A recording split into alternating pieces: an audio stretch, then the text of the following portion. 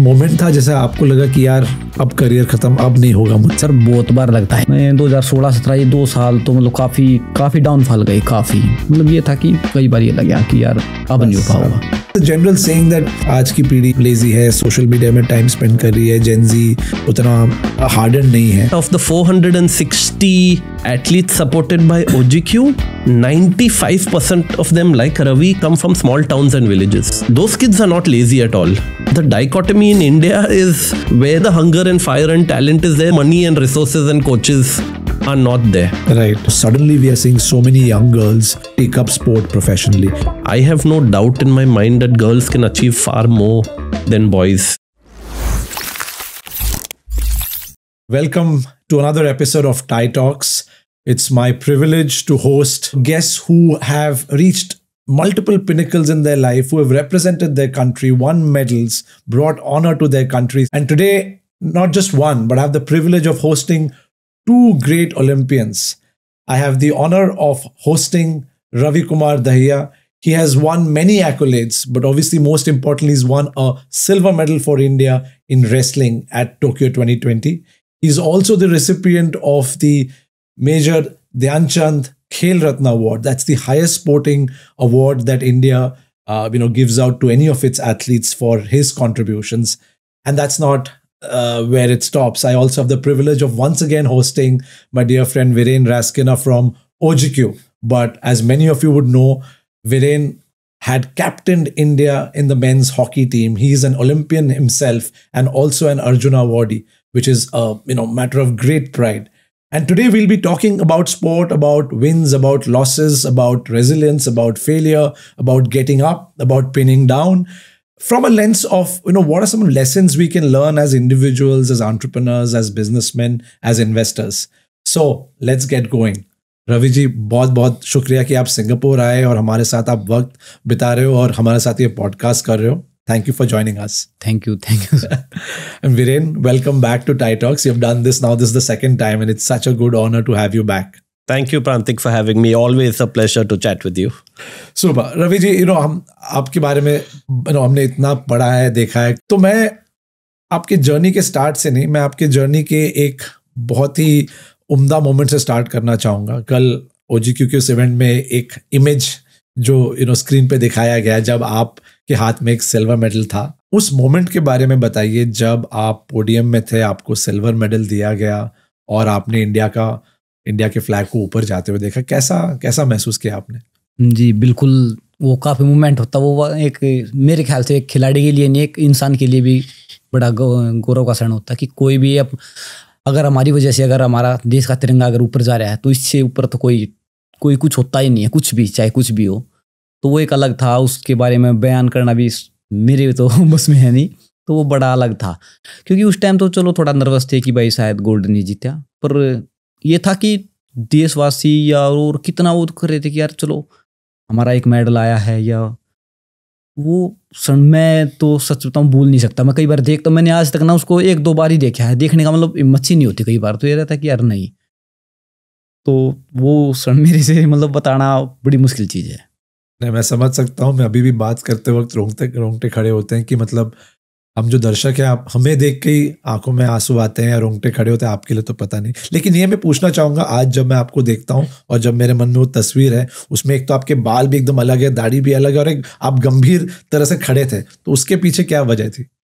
वो सर कई महीने से हम बाहर थे कंटिन्यू. तो बात ये था कि भाई ओलंपिक गेम्स है, बस वो ही टारगेट था. उस पर कभी बाड़ों पे कभी चीज़ पे तो कभी ध्यान दिया ही नहीं क्योंकि 2-3 महीने कंटिन्यू हम बाहर थे. मैं था, मेरा पार्टनर था एक, और वो चीज़ थे जो इंडियन टीम के थे. तो हम एक साथ थे बाहर. बस ये था कि यार बाल ये बाद में देखेंगे हर चीज़.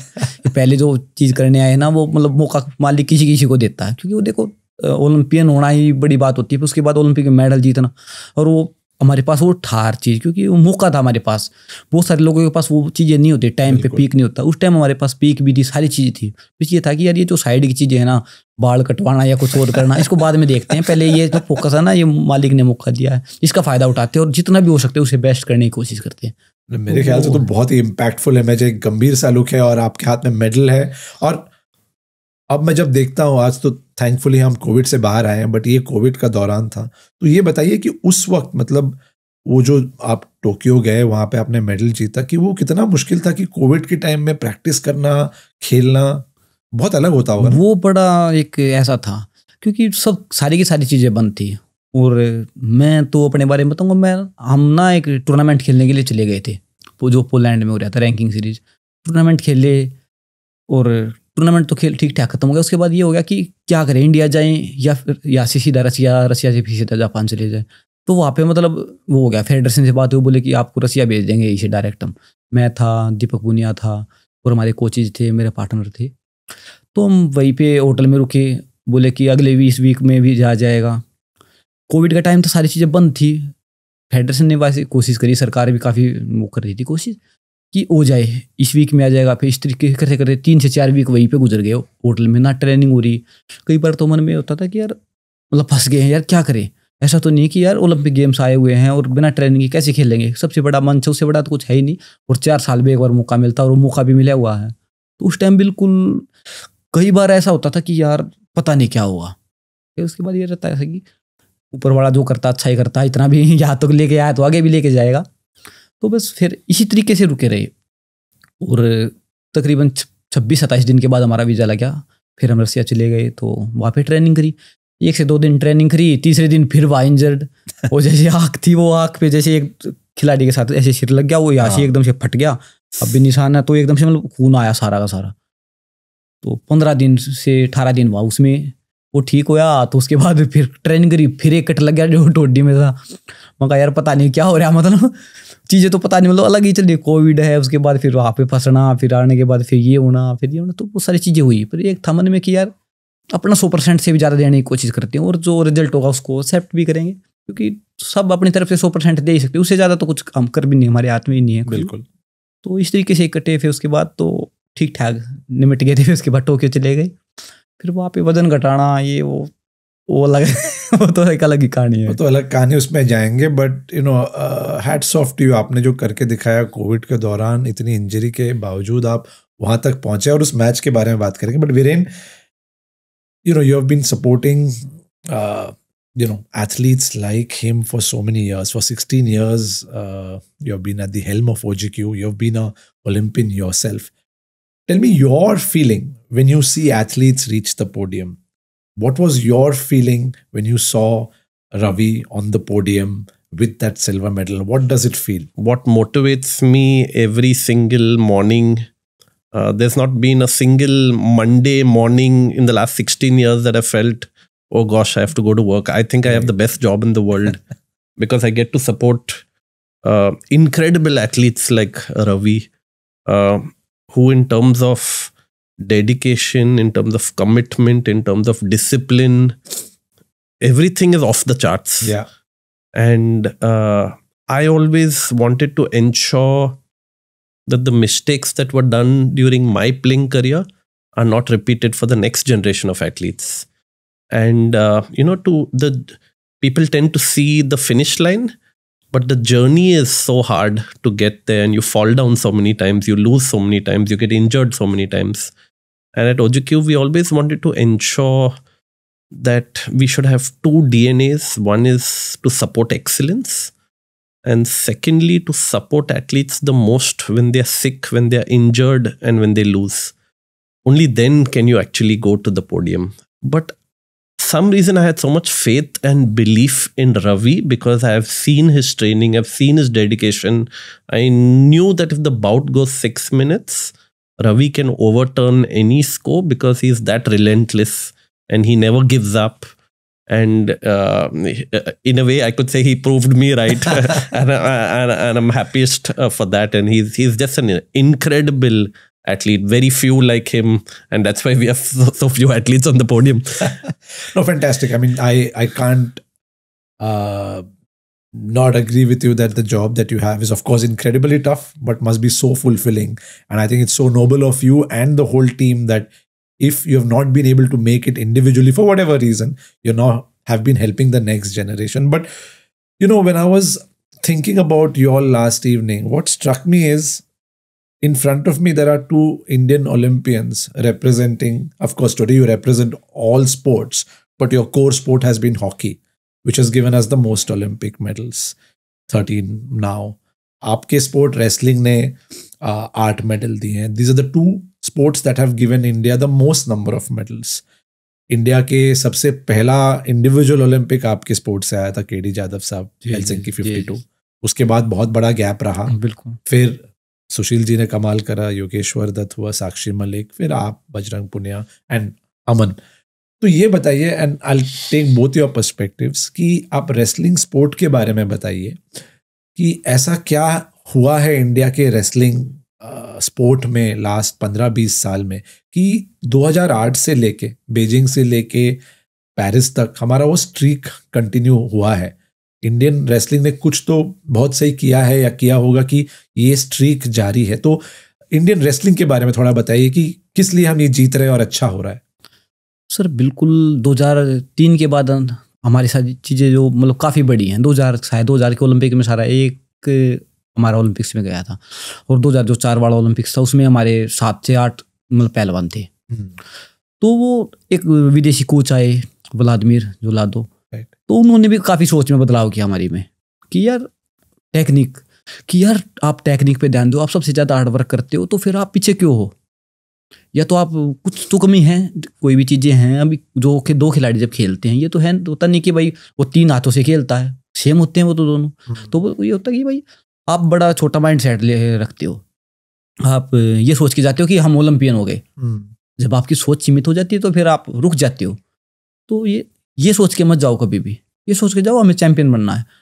हम उनके आने से ना बहुत सारी चीज़ें छोटी छोटी मतलब बदली हैं. उन्होंने मतलब इतना ध्यान, इतनी छोटी छोटी चीज़ों पे काम कराया. अभी ना मैं तो उनसे बहुत बाद में मिला हूँ, तो मैंने ना अपने जो सीनियर पहलवान उन्होंने मेरे को बताया कि वो इतना डेडिकेट इंसान था कि वो दिन में चला जाता था मैट हॉल में. दिन में कुछ काम नहीं होता, चद्दर यहाँ से उठी हुई है तो इसको ठीक करना है, ये छोटी छोटी चीज़ें हैं, ये कोने में इतना ये क्यों है, तो मतलब छोटी छोटी चीज़ों पे इतना ध्यान है.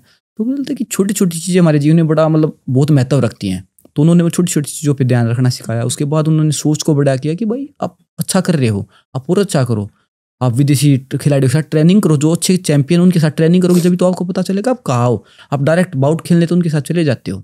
उसके बाद तो ये सोचते हो, आप ये सोच रहे मेरी तो ओलंपिक चैंपियन के साथ बाउट, हम पहले ही हार जाते हैं. बोलते हैं कि भाई ठीक है बस हमने खेल के आना है.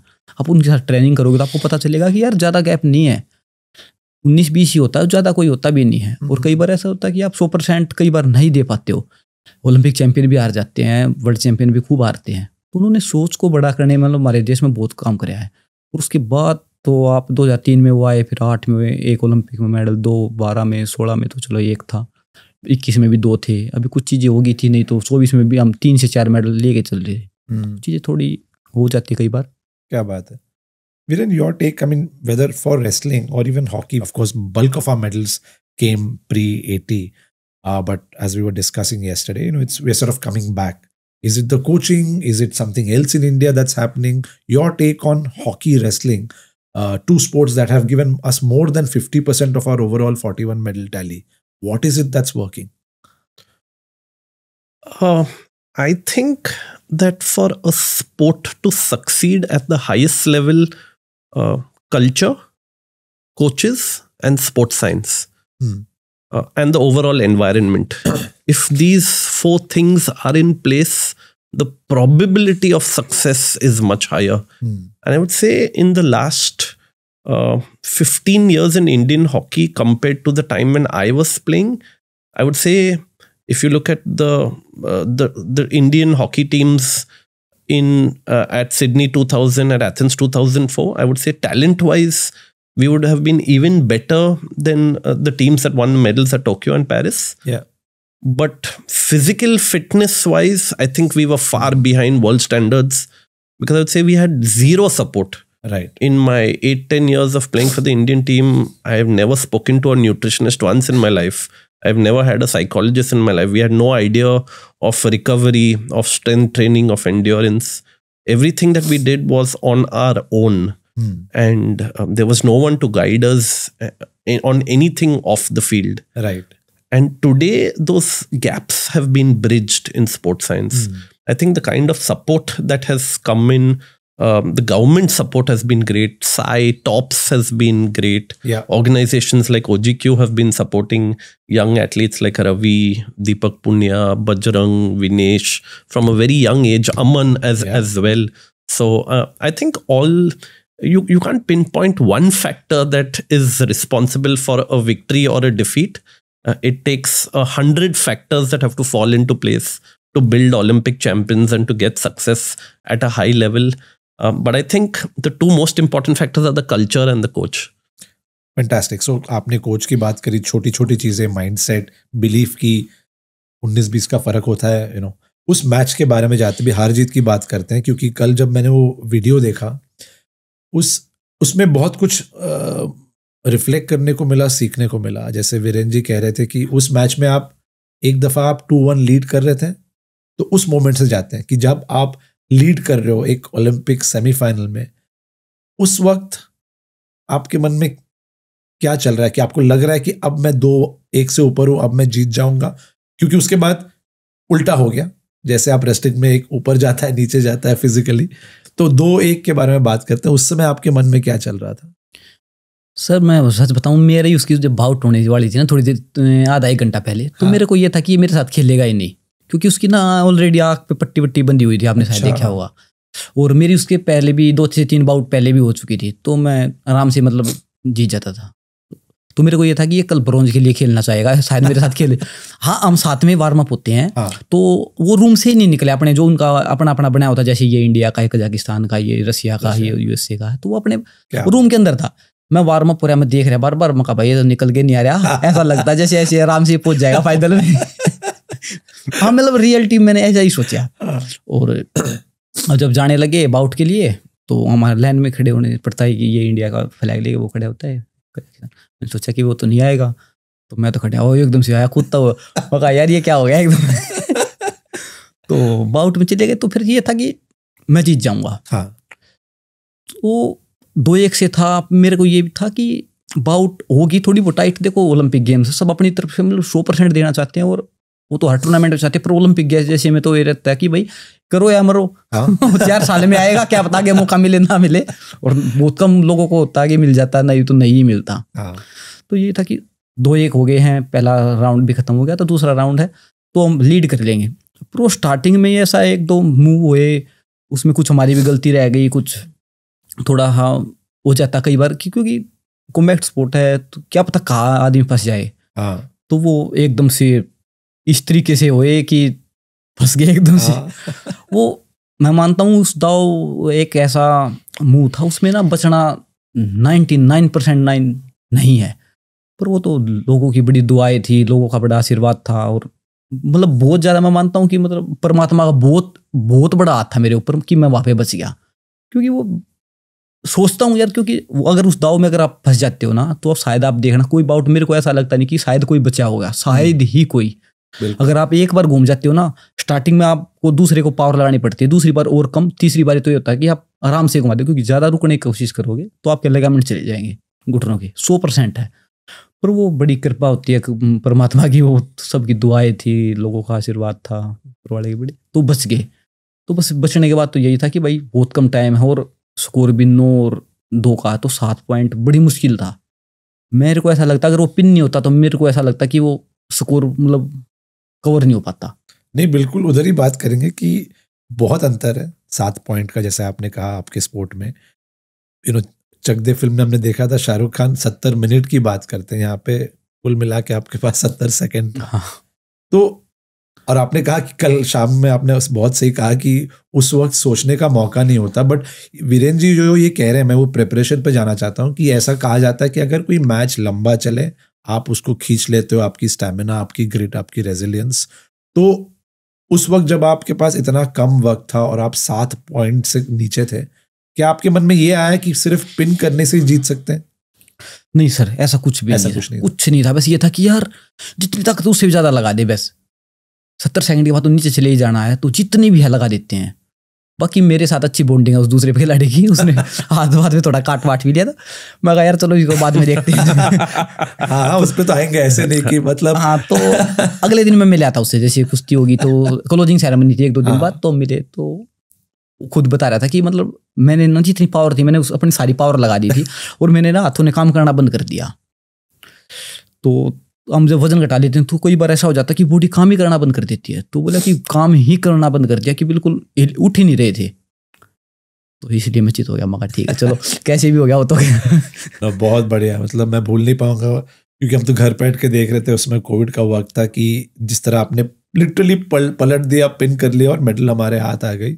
अब वो काटने वाली इंसिडेंट ऑफ कोर्स आपके स्पोर्ट में वो इलीगल है, उन्होंने आपसे माफ़ी भी मांगी बाद में, बट ये कॉमन है कि प्रेशर में आके इंसान ऐसा कर बैठता है या ऐसी उससे गलती हो गई?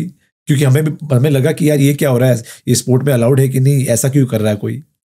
सर देखो अलाउड तो है ही नहीं, पर वो मोमेंट ऐसा होता कि उसमें ना आदमी मतलब अपने से ही बाहर हो जाता कई बार। जो माँ कहते हैं ना कि भाई अपने आप से ही बाहर हो गया कि यार जीतना है, मतलब वो मेरे को नहीं लगता कि उसने जानबूझ के किया, वो कई बार हो गया उसको उससे। तो ऐसा कुछ नहीं था कि उसने जानबूझ के किया। और बाकी हम अच्छे मिलते रहते हैं, पहले भी मिलते थे बाद में भी, तो ऐसा कुछ नहीं है। उसकी बस की थाई ने ऐसा लगा कि उसने मतलब उसने नहीं सोचा, वो हो गया उससे। चलो कोई नहीं, मेडल आपके हाथ आ गई, थोड़ी सी ऑफकोर्स आपको डिस्कम्फर्ट तो हुआ होगा। मेडल पाने के बाद आपने उस दिन हो या अगले कुछ दिनों में सबसे आपके लिए महत्वपूर्ण मेडल मिलने के बाद आपने क्या किया? अगले आधे घंटे में, 1 घंटे में, अगले 1 दिन में सेलिब्रेट कैसे किया? सर सेलिब्रेट तो यही था कि भाई कम से कम ज़्यादा नहीं कह सकता, 20 से 25 दिन से मतलब कुछ जी भर के खाया नहीं और सोए भी नहीं थे। क्योंकि खाया आप अगर आप ट्रेनिंग कर रहे हो और कुछ खा नहीं रहे टोक्यो में आपको नींद आएगी आपके नहीं। पसंदीदा खाना मिला आपको टोक्यो में? सर ज़्यादा पसंद है नहीं, जो मिल जाता वो खा लेते हैं। बस ये था कि जितना ज़्यादा खाया जाए उतना खाओ, जितना ज़्यादा पिया जाए उतना पियो और जितना ज़्यादा सोया जाए उतना सो। मैं सच बताऊँ अपने बाउट के बाद मैं कभी भी किसी बाउट देखने या कहीं पे भी नहीं गया, बस खाना सोना बस। क्या बात। अपने पास में अपना जैसे वो दे देते हैं हमारे को टोकन सा, उस पर लगा के कुछ भी निकाल जाओ।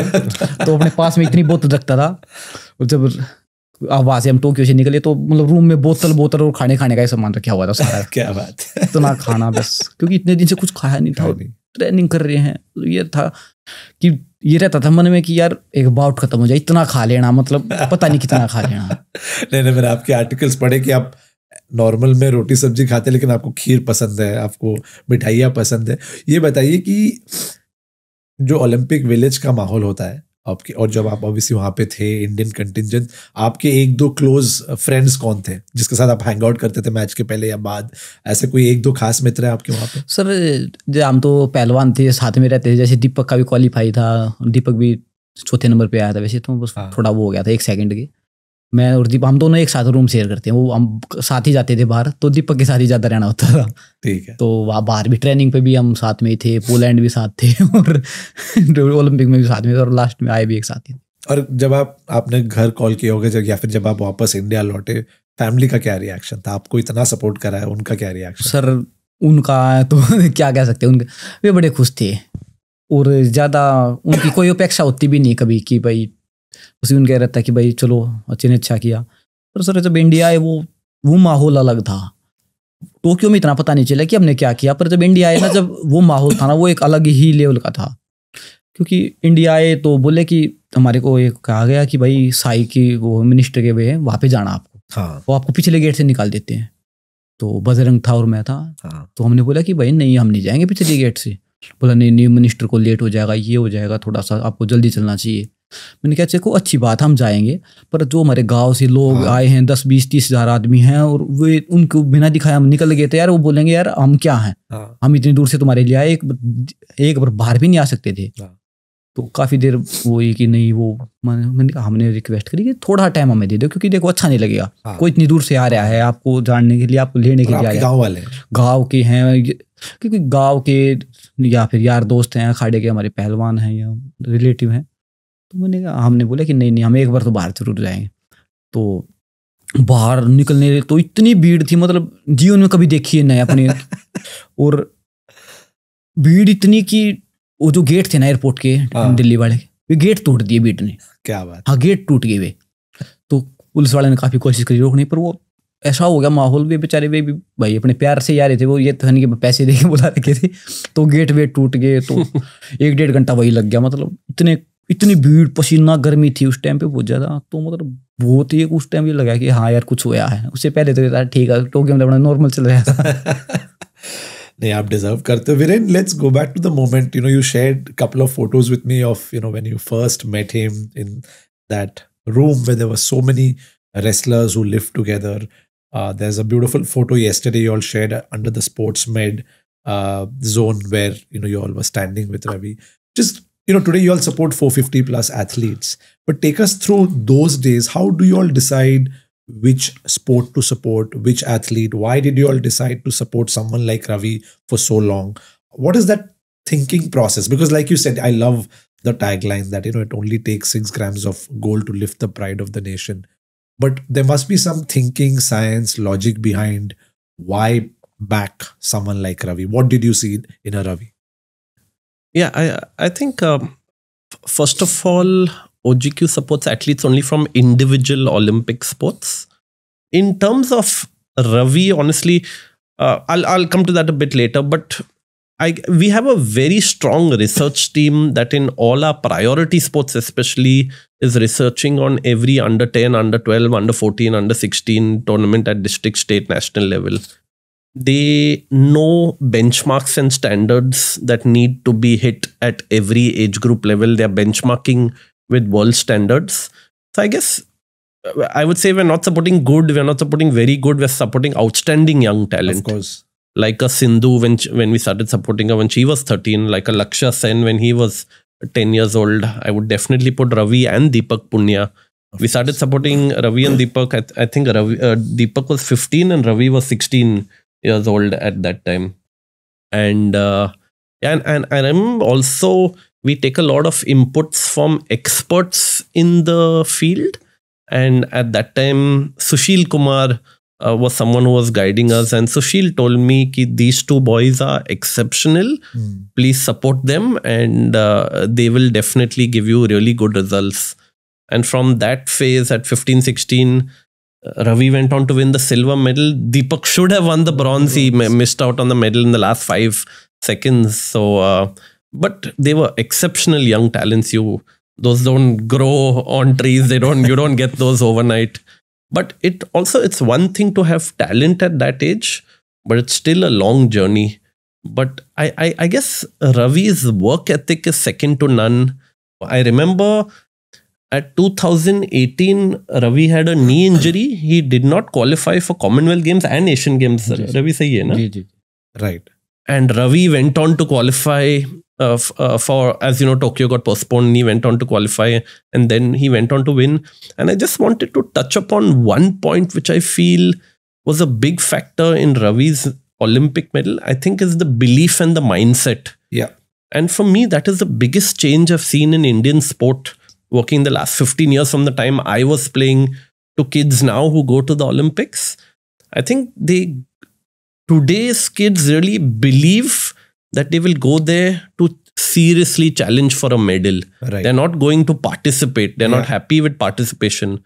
And I think that's the biggest mindset change. Brilliant. 3 points. But before I get, you've known Ravi for so long. From then to now, post winning so many medals and across different championships, what's changed and what's not changed? I can honestly say nothing has changed with Ravi. And Ravi is still the same Ravi that I know him. He is extremely polite, respectful, disciplined, honest, authentic about everything he does in life. And I've seen the true great athletes always have that humility and to not change. And sometimes change is good, of course, but don't change the good qualities in you. And especially the humility about how he conducts himself, how he helps young athletes, how he mentors young athletes, how he guides young athletes.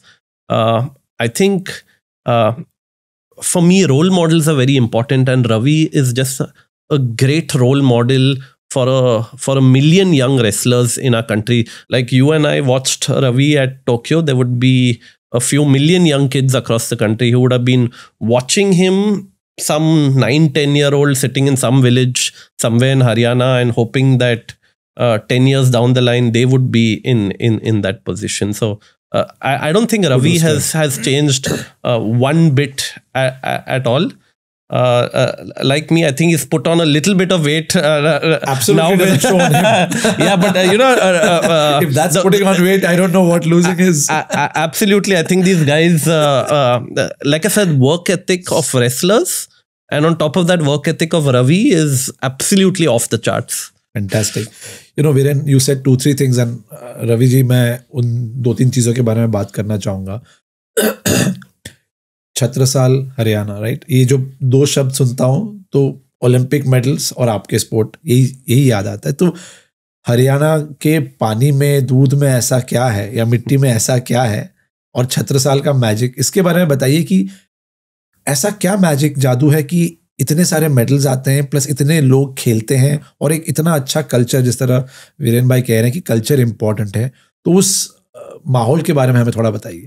Sir बिल्कुल, देखो आप हरियाणा में देखोगे ना, तो और ज़्यादा जगह मैं भी गया हूँ, तो मेरे को बहुत कम जगह देखा कि भाई गाँव में भैंस गाय हैं, दूध दही घर का है या नहीं. बहुत सारी जगह नहीं होता. हरियाणा में भी ये कल्चर है कि भाई घर में दूध है, दही है. घर में सुबह उठेंगे तो सुबह जल्दी उठना पड़ेगा, क्योंकि लेट उठेंगे तो भाई पिताजी वो गाली देंगे. तो मतलब सुबह सब उठते ही हैं. सुबह छोटे बच्चे होते हैं सब भाई रनिंग करने जाते हैं, थोड़ी मेहनत करने जाते हैं.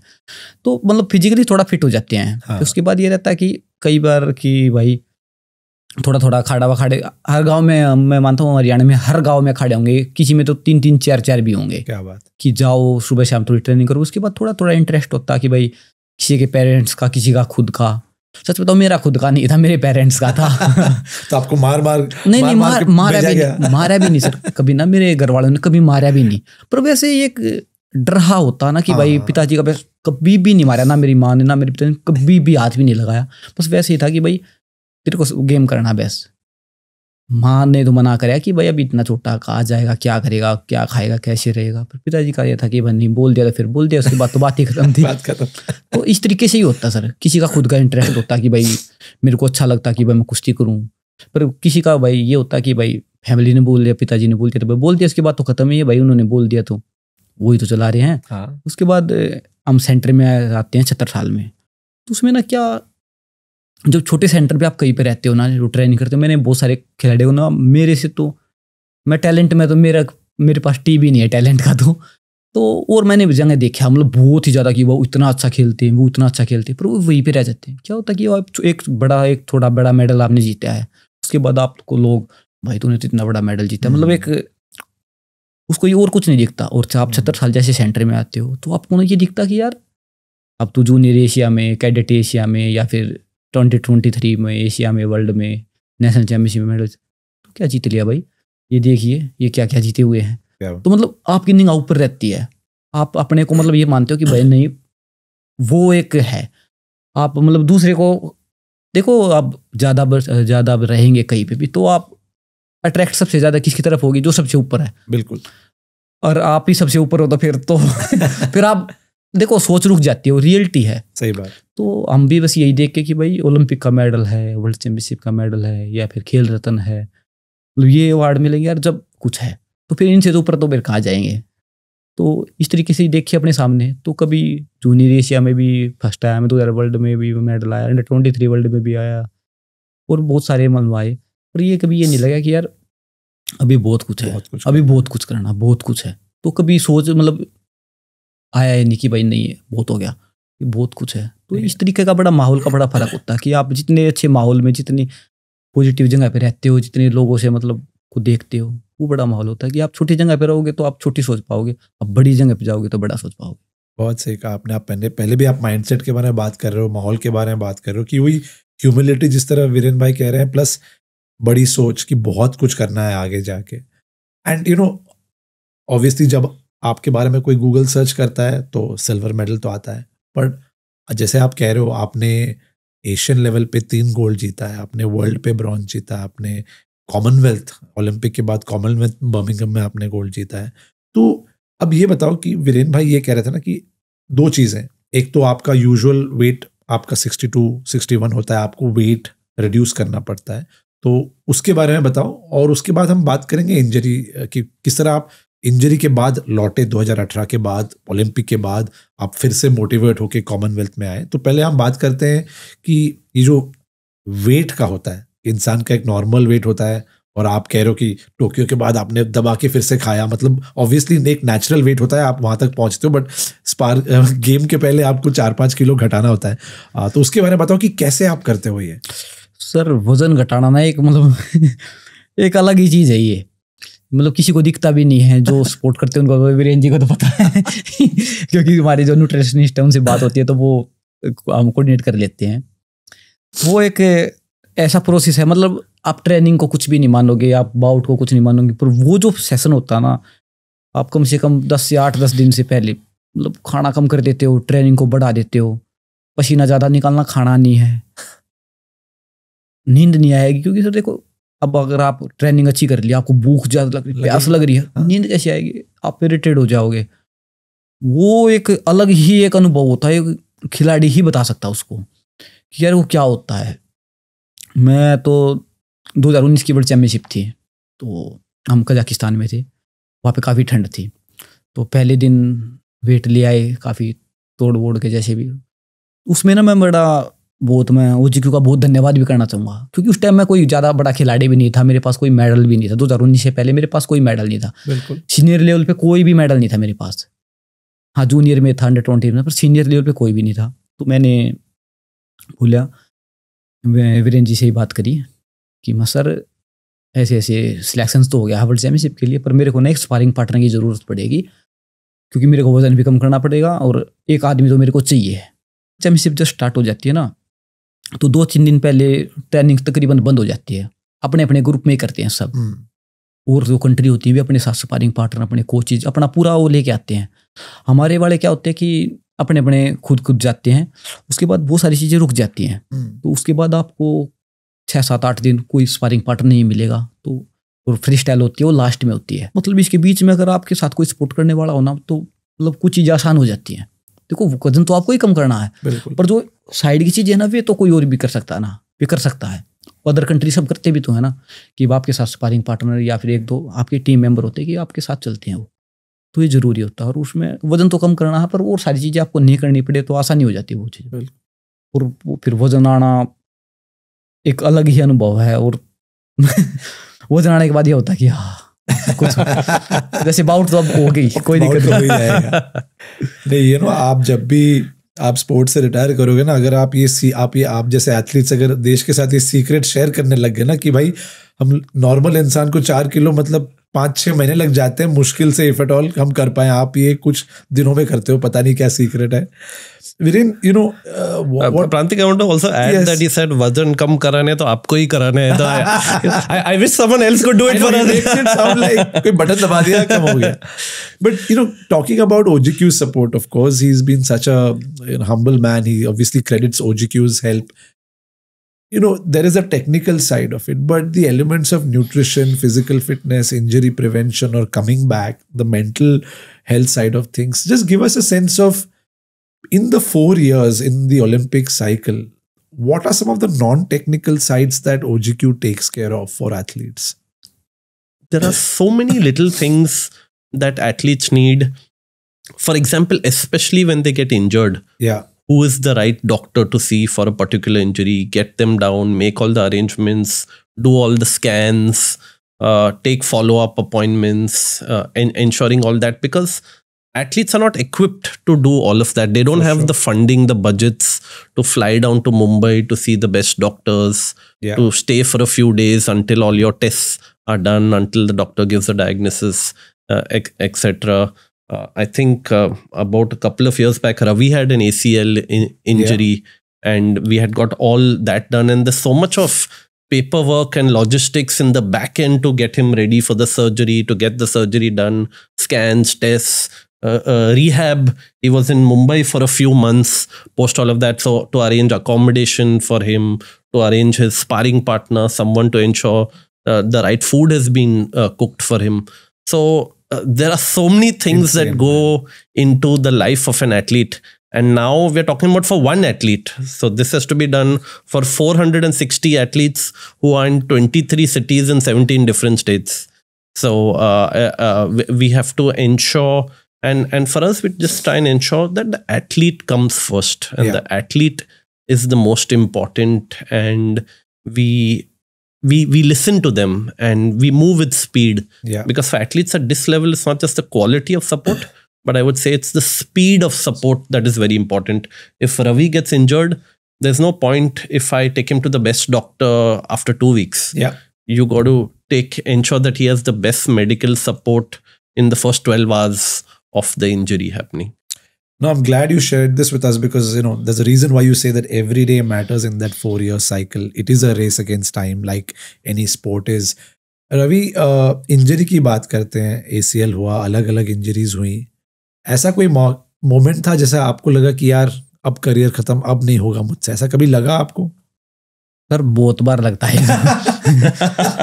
क्योंकि आप चाह के भी कुछ नहीं कर सकते उसमें, तो आप इंजर्ड हो, आप लेटे हो, सब ट्रेनिंग कर रहे हैं, तो कई बार रहता है यार अभी एक गैप भी कवर करना है, तो बहुत सारी चीज़ें होती हैं। तो बहुत बार 2016-17 ये 2 साल तो मतलब काफ़ी डाउनफॉल गए, काफ़ी मतलब ये था कि ये भी लगने लगा था कि अब तक कहीं जॉब भी ना मिले, कहाँ बड़ा सोचेंगे कोई जॉब भी ना मिले, यही रह जाए। पहले तो ली नहीं, अब मिल नहीं रही, तो ये भी 2016-17 में तो बड़ा कई बार ये लगा कि यार अब नहीं हो पाऊंगा, क्योंकि अब लगातार इंजर्ड। एक इंजरी की एक चीज़ और भी होती है सर, आपको तो पता होगा मेरे ख्याल से, कि एक बार अगर कोई आपको इंजरी होगी ना, तो दूसरी उसके साथ होने के बहुत ज़्यादा चांसेस हो जाती हैं। ये सही, बिल्कुल, क्योंकि आप एक जगह की उसका तो रिहैब कर रहे हो, या तो घुटने में होगी तो अपर बॉडी आप कर रहे हो, इसका रिहैब कर रहे हो, तो अपर बॉडी की आप या तो इतनी कर दोगे कि आप कहीं ना कहीं टाइट हो जाएगा, आप वापस जाओगे तो कहीं ना कहीं खिंचाव या कुछ भी, मतलब सबसे ज़्यादा चांसेस होता है कि एक इंजरी के बाद दूसरी होने की। तो वो बैलेंस करना बड़ा ज़रूरी है। उसमें अगर आपके पास अच्छी गाइडेंस या अच्छी चीज़ें नहीं है, अच्छा कोचेज अच्छे ये नहीं है, तो वो टाइम वाकई में जो कर इफेक्ट करेगा। क्योंकि आप एक से रिकवर करके दूसरी पे जाओगे, अगर कुछ हो गया तो फिर 2 से 3 इंजरी अगर आप कंटिन्यू आपको होती है ना, फिर मनोबल बहुत ज़्यादा टूटता है। और वो होता है बहुत सारे खिलाड़ियों के साथ, खुद हमारे साथ भी हुआ है। जैसे उंगली थी, घुटना ठीक हुआ, उंगली टूटी, उंगली ठीक हुई, टाइफाइड हो गया, टाइफाइड ठीक हुआ, कुछ और हो गया, मतलब कंटिन्यू होता है। तो फिर क्या करते हैं? मनोबल की आपने बात करी कि आप लेटे हो, बैठे हो, थोड़ा रिहैब कर लिया, उस समय आप वो सपना देखते हो कि नहीं यार एक और बार वो मुझे पोडियम पे जाना ही है? क्या आपको मोटिवेट करता है उस वक्त? सर वो जब होता ना ऐसा, तो उसमें मेरा जो मानना है, देखो सबके अपने अपने थॉट होते हैं, मेरा ये कि आपका माहौल पॉजिटिव होना चाहिए, आपके पास लोग मतलब ऐसे होने चाहिए कि आपको मोटिवेट करे, ये ना कि ना चलो छोड़ कोई नहीं करते, ये होने चाहिए होएगा यार, करेंगे, कोई दिक्कत नहीं, थोड़ा दिन टाइम लगेगा, क्या दिक्कत होगी, अभी है समय ये। तो माहौल अगर आपका पॉजिटिव है ना, तो आप निकल जाओगे उससे। अगर माहौल अगर नेगेटिव ना, उसमें फिर बड़ी मुश्किल हो जाएगी। I agree with Ravi. I just want to say कि Ravi has always surrounded himself with very good people. And to make that environment positive, you have to surround yourself with good people, work with good people, and people who understand you and know the levels that you have to work at. And Ravi has always made sure that he's been very responsible about who is the surrounding team. Because finally that becomes your family. Absolutely. No, एक moment की बात करते, कल आपने share करा मेरे साथ कि टोक्यो के बाद आपने ऑब्वियसली आप खुश थे, लेकिन आपको लगा कि गोल्ड मिलना चाहिए, आपने कहा कि हम पेरिस में करेंगे। फिर इंजरी के कारण आप पेरिस जा नहीं पाए, लेकिन आपने फिर बहुत ह्यूमिलिटी से कहा कि कभी कभी भगवान का अलग ही होता है कि अमन चला गया, और Aman became one of the youngest medal winners. तो अभी आगे की बात करते हैं कि अब आपका क्या माइंडसेट है? एलए तकरीबन 3 साल आगे है, आप एलए में compete करोगे? अगर हाँ, तो उसके लिए आप किस तरह से तैयारी कर रहे हो? सर वो आप कह रहे हो कि भगवान कभी कभी नहीं, भगवान तो हर समय अच्छा ही करता हूँ कभी कभी वाली वो तो बात ही नहीं है। और बड़ा विश्वास भी है कि अगर हमारे जैसे कोई बार कुछ मिले आना, तो वाकई में जो करे, कभी सोचा ही नहीं था जीवन में कि कभी इतना भी कुछ होगा, कभी भी नहीं सोचा था, कभी भी। क्योंकि पहले तो पता नहीं था, पता था जब ये था कि भाई बहुत बड़ी चीज़ें हैं, ये तो मुँह में हमें लगता नहीं आया तक पूछेंगे। तो सर आगे के बारे में तो अभी मैं भी कुछ नहीं कह सकता क्योंकि बहुत सारी चीज़ें हैं। अभी आप जैसे एक एज के बाद थोड़ा जैसे इंजरी होती है, तो उसके बाद बड़ी चीज़ें आपको देखनी पड़ती हैं, तो आगे के बारे में तो अभी कुछ भी नहीं है। तो जब ये ओलंपिक का साइकिल होता है, अभी मान लो 3 साल है, एट व्हाट पॉइंट, किस दौरान आप डिसाइड करते हो कि हाँ या ना, कि जाएंगे या कोशिश करेंगे? एक साल पहले, 2 साल पहले? हमारा 1 साल पहले क्वालिफाई होता है, 1 साल से भी कम होता है जब क्वालिफाई स्टार्ट हो जाती है हमारी। अच्छा। हमारा होता है सितंबर में वर्ल्ड चैंपियनशिप होती है, वो पहला क्वालिफाई टूर्नामेंट होता है ओलंपिक गेम्स के लिए। उसके बाद अगले साल 2 और होते हैं, तो हमारे 3 मौके होते हैं ओलंपिक्स में जाने के लिए। तो 1 साल पहले, 1 साल पहले, 2027। Viren, I'm going to have a few questions about OGQ's future, because it's come a long way since the legends Prakash Padukone, Geet Sethi, Vishy Anand have set this vision. Few questions. You know, you very proudly said yesterday that now you have more female athletes in the overall contingent than ever before. What has sparked that change that now suddenly we are seeing so many young girls take up sport professionally? And do you see this as a short-term thing, or this is a larger movement that you see this as a force to reckon with, that a lot of women will excel and bring medals for India in the coming Olympics? Yeah, OGQ currently supports about 460 athletes totally, broad breakup about 340 Olympic athletes, 120 para athletes. Within that 460 athletes, we have about 160 junior athletes in the age group of 9 to 19. Right. Which means we are building for the future for 2032 and 2036. Because today for 2036, they are 10, 11, 12, 13. Yeah. In that 160 junior athletes, 90 are females, 70 are male athletes. Right. So, and this is not because of any conscious decision for OGQ to support girls or female athletes. It's merit-based. Purely on merit and performance and potential. So it's sort of organically happened. But one thing I've actually seen, I think if we are able to create a level playing field in India for girls, right, in sport, if we are able to give them the right support at the right time, I have no doubt in my mind that girls can achieve far more than boys. And if you talk about resilience, about grit, about ability to handle pressure when it matters the most, I think female athletes do a far better job than the male athletes. So, you know, I'm so proud to be part of the journeys of Mary Kom and Mirabai Chanu and Vinesh Fogart and Lovelina Borgohain and so many other female athletes who have Manu Bakar since the time she was 15 years old. So it's long journeys, and so many Indian athletes. If you see, sorry, I forgot Sindhu and Saina. So many incredible athletes, and like I said, these become role models, and they give that belief and confidence to a million young kids to believe that they can do it. The women's hockey team comes mostly from Ravi State, which is Haryana. Yeah. And I was just thinking, those girls over there, Olympics, beating Australians in the quarterfinals, going on to semi-final. How much belief it would have given to so many 10, 11-year-old girls to believe that they can do whatever they want in life. What amazes me about that, generally in papers we read about Haryana where the gender ratio is very skewed towards male, and that state not just producing Olympians but so many female athletes, I think that is super inspirational. Absolutely. And that's what I think, the culture of sport in that state, that is something that money cannot buy. Yeah. Talking about culture, you spoke about that it's, and I think I want to emphasize on this because I've seen this in action in Paris, that it's not just Olympics but also Paralympics, and you all treat it absolutely equally. If you look at Paris, the medal jump in para from Tokyo to Paris has been phenomenal. 29 medals, of which bulk of them have come from athletes you all have supported.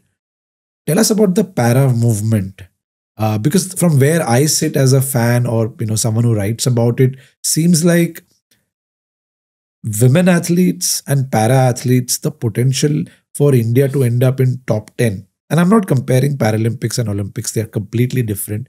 But we ended up somewhere at 15th position or 17th position, and something tells me in a couple of cycles we have a good shot at getting into top 10 if things fall into place. Tell us about the Paralympic revolution of India. Yeah, I think it has been phenomenal. It has been such a humbling experience for us. We started supporting para athletes for the first time on 1st October 2019, but we researched for 2 years before that on para sport, because we wanted to understand impairments of para athletes. We wanted to understand how can OGQ make a difference. We wanted to understand the equipment needs. We wanted to understand prosthetics, wheelchairs.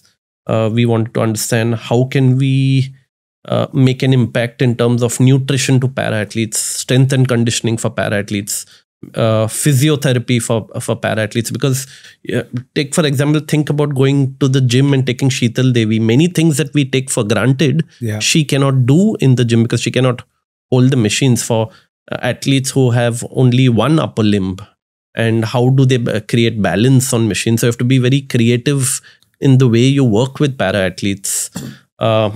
Testing, even for doing your body composition analysis, etc. There are so many little things that we had to figure out. We wanted to ensure that we had the budgets to support para-athletes at the same level that we support Olympic athletes. And it's been a great experience. I think Rio we had 4 medals to 29 medals.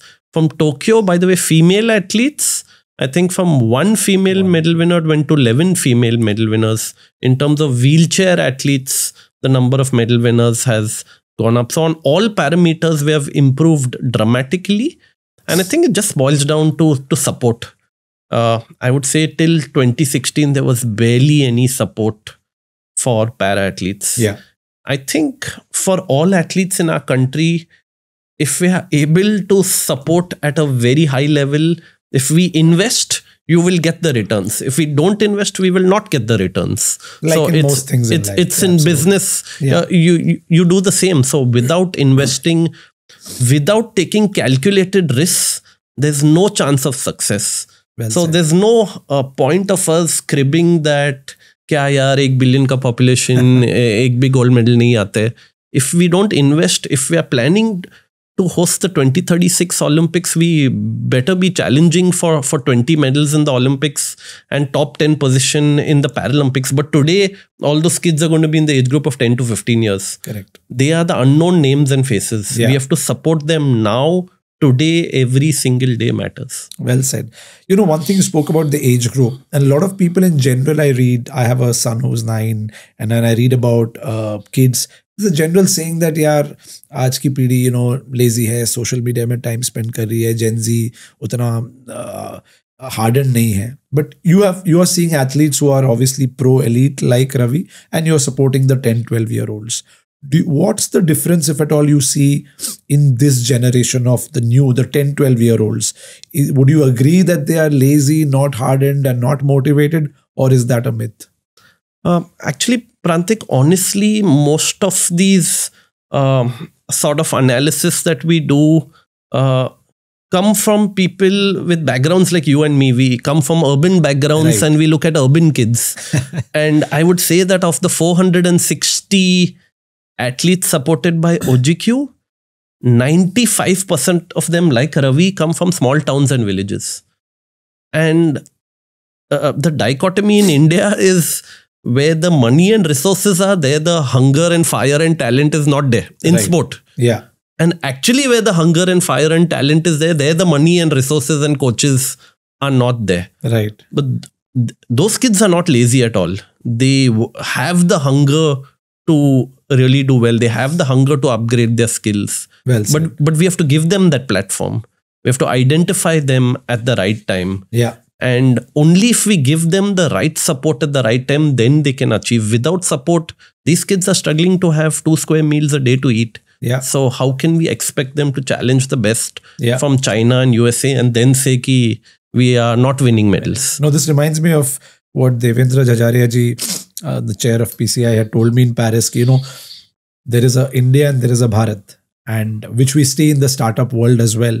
And he says, you know what? Because he asked me, go and do a heat map of where these 29 medals have come from the 25. And next day when I met him, I'm ashamed myself to say that of those 25 athletes, for 23, I didn't even know where those districts are from. Yeah, absolutely. So this distinction that you say is very right. We are at the fag end of the podcast. So मैं आप दोनों से 3-4 rapid fire quick सवाल पूछूंगा. जो आपके मन में आए आंसर आप बता देना. रवि जी, आप सिंगापुर आए. आपको सिंगापुर में सबसे अच्छा क्या लगा अब तक? वो बिल्डिंग लगी सर वो। So for those of you, that's Marina Bay Sands. So he told me 3 इमारतें थी और ऊपर एक शिप है. वो सबसे बेस्ट डिस्क्रिप्शन है वो इमारत. आपका फेवरेट फूड? यहाँ का है सर? चलो सिंगापुर का बता दो, अगर आपको अपने कुछ खाया होगा यहाँ पे. यहाँ तो सर वो नॉर्मली खाया है, ऐसा कुछ नहीं हुआ. तो जनरली आपका फेवरेट फूड क्या है? अगर छुट्टी के मतलब जब प्रिपेयर नहीं कर रहे हो, अगर आपका छुट्टी का टाइम चल रहा है, आप क्या खाना चाहोगे? खीर और चूरमा सर, ये 2 ही है. अगर रवि कुमार दहिया पे कोई बायोपिक या पिक्चर बने तो कौन सा एक्टर को वो किरदार निभाना चाहिए?